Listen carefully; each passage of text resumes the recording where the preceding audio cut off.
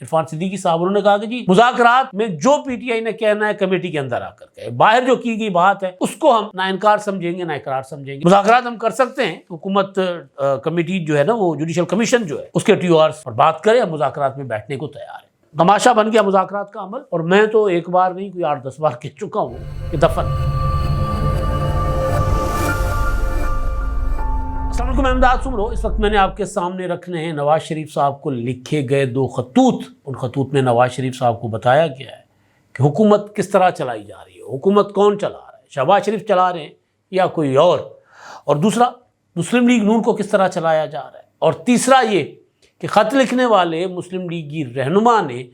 نواز شریف صاحب یا مسلم لیگ نون کے بجائے اپنا پورا کا پورا وزن پیپلز پارٹی کے پلڑے میں ڈال دیا ہے۔ جو ڈیمانڈ پیپلز پارٹی کر رہی ہے، مسلم لیگ نون کے اس رہنما نے وہی ڈیمانڈ نواز شریف صاحب سے کر دی ہے۔ ایک تو اس خط کا ذکر ہوگا، اور دوسرا عمران خان صاحب اور بشریٰ بی بی کو ایک سزا سنائی گئی تھی، پھر بریت ہو گئی، اب دوبارہ اس سزا کی بحالی کے لیے معاملہ عدالت میں آن پہنچا ہے، اس پر بھی بات ہوگی، اور مذاکرات کا تماشا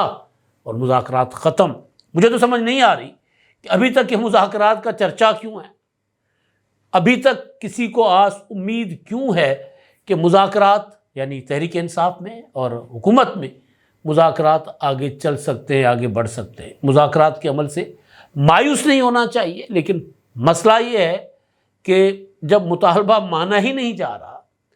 اور جب عمران خان صاحب کو واضح پیغام مل گیا ہے کہ نو معافی،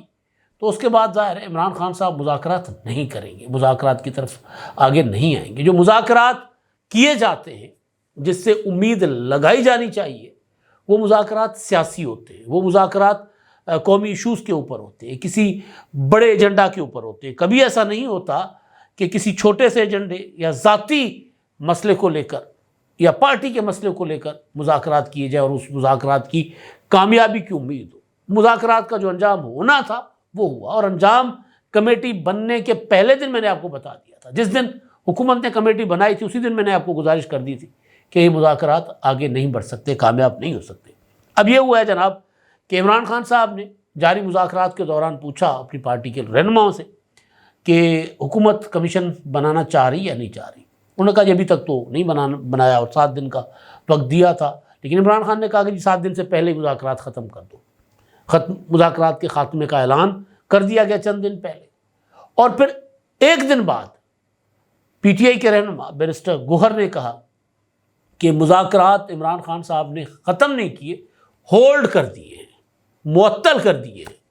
اور اگر اب بھی حکومت کے پاس وقت ہے کہ حکومت جو ہے وہ ابھی اعلان کر دے کہ ہم جوڈیشل کمیشن بناتے ہیں، تو پھر ہم مذاکرات کے لیے بیٹھنے کو تیار ہیں۔ اس کے بعد حکومتی جو ترجمان ہیں حکومتی کمیٹی کی، عرفان صدیقی صاحب، انہوں نے کہا کہ جی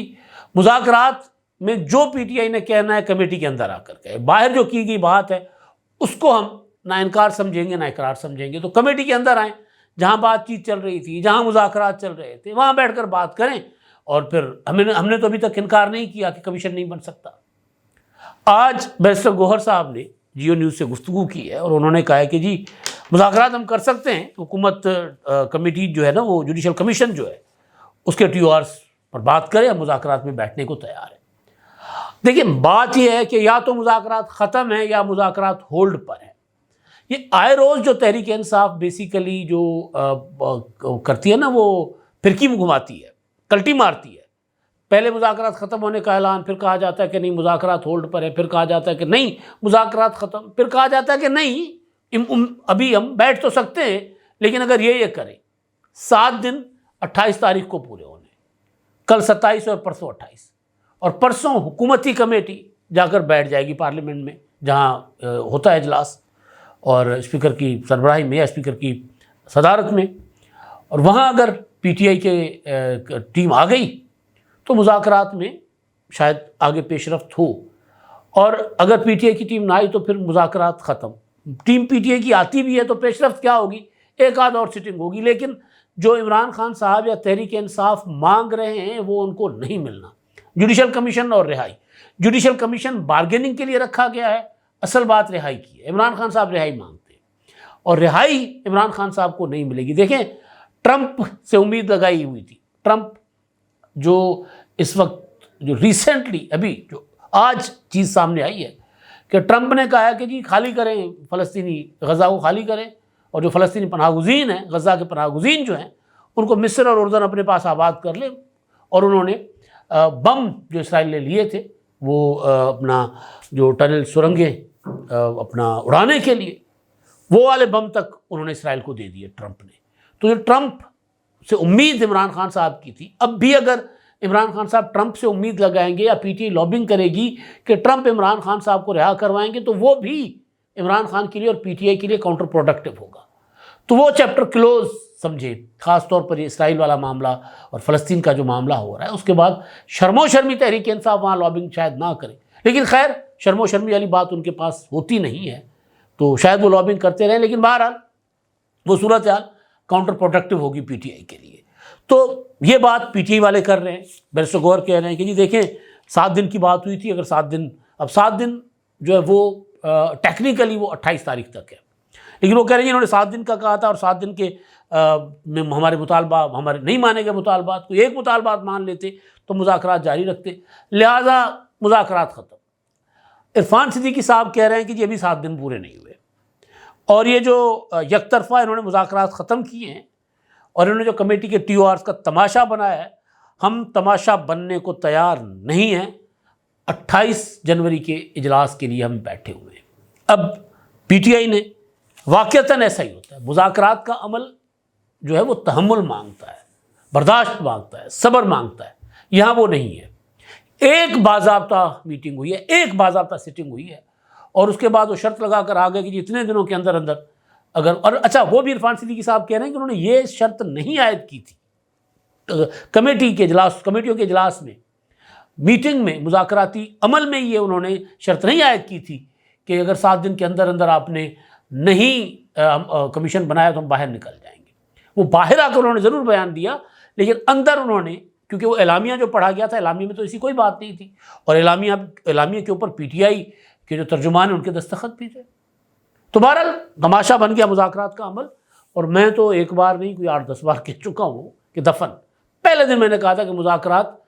ان پوائنٹس پر مذاکرات آگے نہیں بڑھ سکتے۔ تو اپنا 17 جنوری کو، جو 16 جنوری کو جو مذاکرات کی پہلی سیٹنگ میں مطالبات رکھے گئے تھے، اس کے بعد ایک قدم معاملہ آگے نہیں بڑھا اور نہ بڑھ سکتا ہے۔ اگر پی ٹی آئی آ کر بیٹھے گی بھی تو وہ ایک آدھ مہلت ہی حکومت کو دے سکتے ہیں، اور حکومت کے پاس یہ شاید اپنا گنجائش نہیں ہے کہ عمران خان صاحب کا مطالبہ مانے۔ اب دیکھیں، آپ مذاکرات کے اگلے دن عمران خان صاحب کو سزا ہو گئی،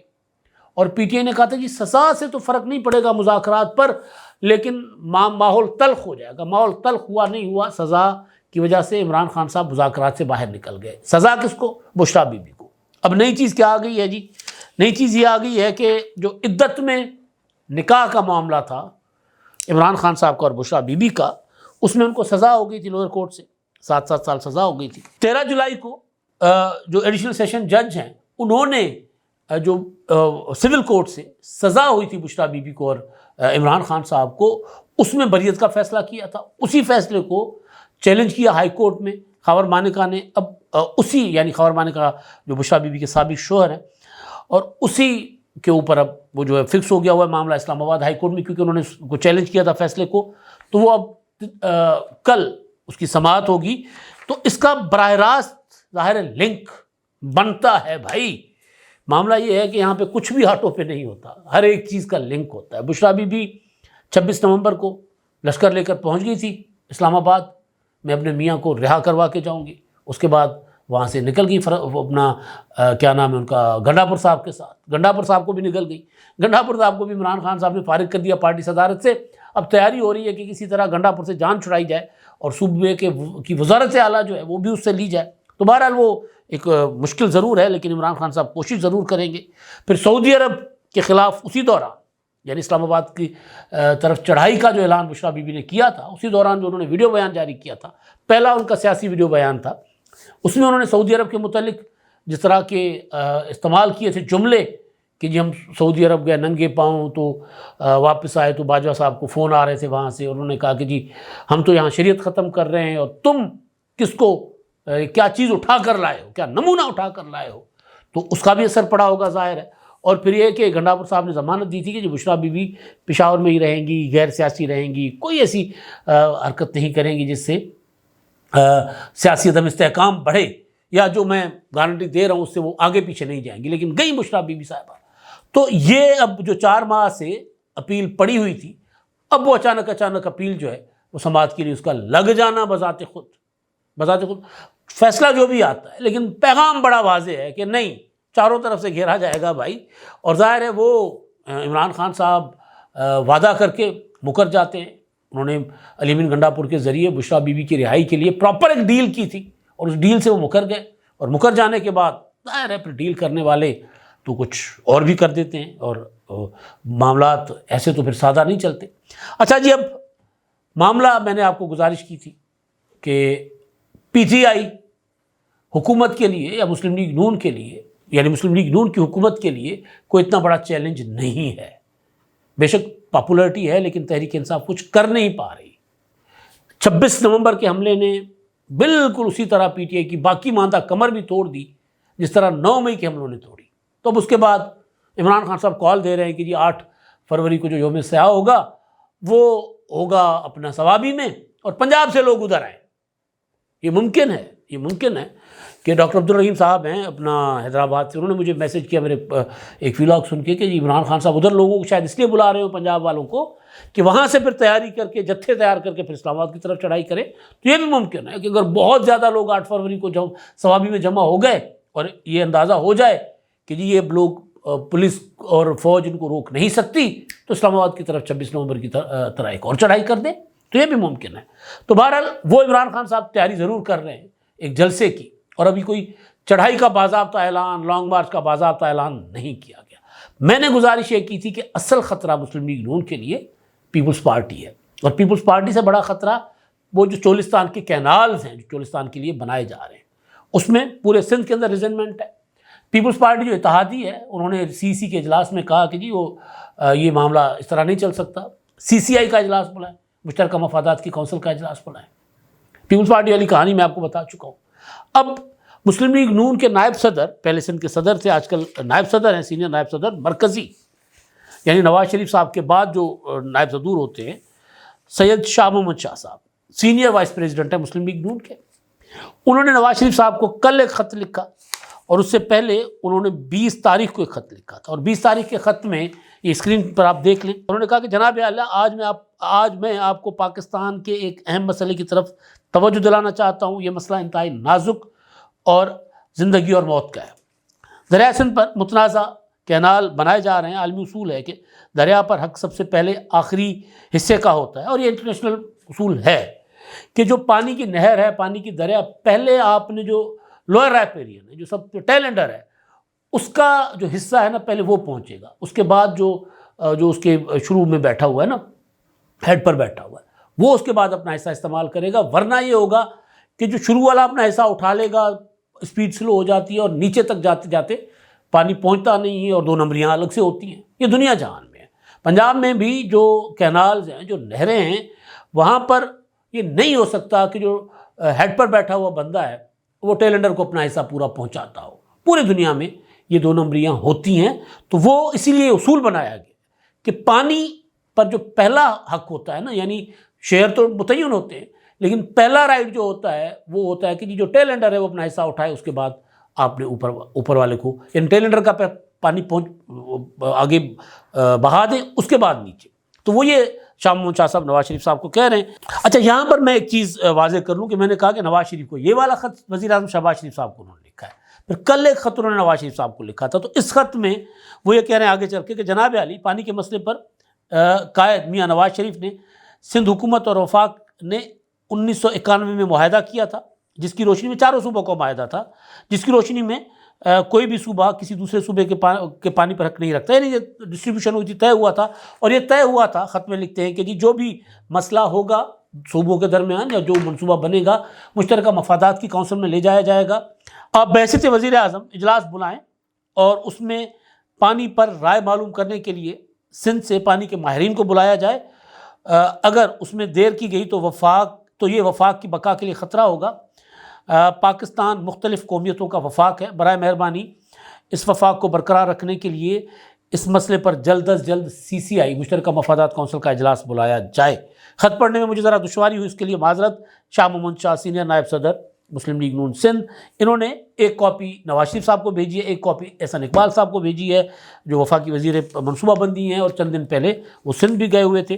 تو ان کو یہ بھیجی ہے۔ تو یہ نواز شریف صاحب کو بھی خط گیا ہے اور وزیر اعظم صاحب کو بھی ایک خط ہے میاں نواز شریف صاحب کو بطور صدر مسلم لیگ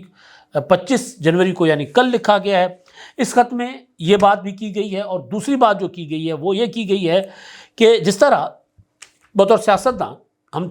چاہتے ہیں کہ تمام ادارے اپنا اپنا کام کریں، آئینی حدود میں رہ کر کام کریں، اسی طرح بطور جماعت مسلم لیگ نون بھی ان کے ادارے بھی فعال ہونے چاہیے اور اداروں کے ذریعے جماعت کو چلایا جانا چاہیے، اور پارٹی بھی بغیر اداروں کے نہیں چل سکتی، جبکہ پارٹی میں ادارے موجود ہیں اور مرکز مجلس عاملہ CEC مرکزی ورکنگ کمیٹی سب ادارے موجود ہونے کے باوجود کسی بھی ادارے کی میٹنگ کی ضرورت محسوس نہیں کی گئی، جبکہ ملک کی تمام تر جمہوری پارٹیاں اپنے اداروں کے اجلاس منعقد کرتی ہیں۔ اس حالت میں پارٹی اگر کوئی رہنمائی نہیں کرے گی تو کارکنان مایوس ہوں گے، اور مسلم لیگ نون پر پاکستان کے عوام کا اعتماد ہے۔ اس وقت آپ پر اہم ذمہ داری عائد ہے، آپ پارٹی کارکنان کو متحرک کریں، اور حکومت بھی پارٹی کی رہنمائی میں چلنی چاہیے۔ حکومت پارٹی کے ماتحت ہوتی ہے، بدقسمتی سے اس وقت پارٹی نظر نہیں آ رہی آگے۔ عملاً اس وقت ملک بیوروکریسی کے مرہون منت ہے، بیوروکریسی عوام کے منتخب نمائندوں کے پاس جواب دہ ہوتی ہے، لیکن اس وقت وہ کہہ رہے ہیں کہ بیوروکریسی کے ذریعے ملک چلایا جا رہا ہے۔ بلوچستان کے حالات کی طرف انہوں نے توجہ دلائی ہے، خیبر پختونخوا اور خاص طور پر کرم کی انہوں نے نشاندہی کی ہے، اور پھر آگے چل کے کہا ہے کہ جی ہمارے اس رویے کی وجہ سے اتحادی بھی اچکزئی صاحب اور بزنجو صاحب اور اختر مینگل جیسے لوگ بھی ہم سے ناراض ہیں، ہمیں چھوڑ گئے ہیں، لہٰذا آپ اجلاس بلائیں اور ساتھ ساتھ جو نہریں نکالی جا رہی ہیں اس کے اوپر آپ اپنی پارٹی کے اندر ڈسکس کریں اور حکومت کو کہیں اپنی کہ مشترکہ مفادات کونسل کا اجلاس بلائیں۔ تو یہ کوئی چھوٹی چیز نہیں ہے مسلم لیگ نون کے لیے۔ جو چند لوگ مسلم لیگ نون کے پاس سندھ میں ہیں وہ بھی کینالز والے معاملے پر بہت زیادہ دباؤ میں ہیں، اور وہ مسلم لیگ نون کی جو حکومت ہے اس کی پالیسی کو لے کر چلنے کی پوزیشن میں نہیں ہے۔ نہ وہ میری شاہ محمد شاہ صاحب سے بات ہوئی، انہوں نے کہا جی یہ ایسا معاملہ ہے کہ جس میں ہم اپنی حکومت کا ساتھ نہیں دے سکتے، لہٰذا انہوں نے کہا کہ جی میں نے میاں نواز شریف صاحب کو خط لکھا ہے، اور پوری کی پوری مسلم لیگ نون سندھ جو ہے وہ کینالز کے معاملے پر سندھ میں جو آواز اٹھ رہی ہے، جو تحریک اٹھ رہی ہے، ان کے ساتھ کھڑی ہے۔ یہ کہنا ہے شاہ محمد شاہ صاحب کا۔ تو ایک الگ سے ایک نیا مسئلہ مسلم لیگ نون کے لیے اور شہباز شریف صاحب کی سرکار کے لیے اٹھتا ہوا نظر آ رہا ہے۔ اب تک کے لیے اتنا ہی، اللہ حافظ۔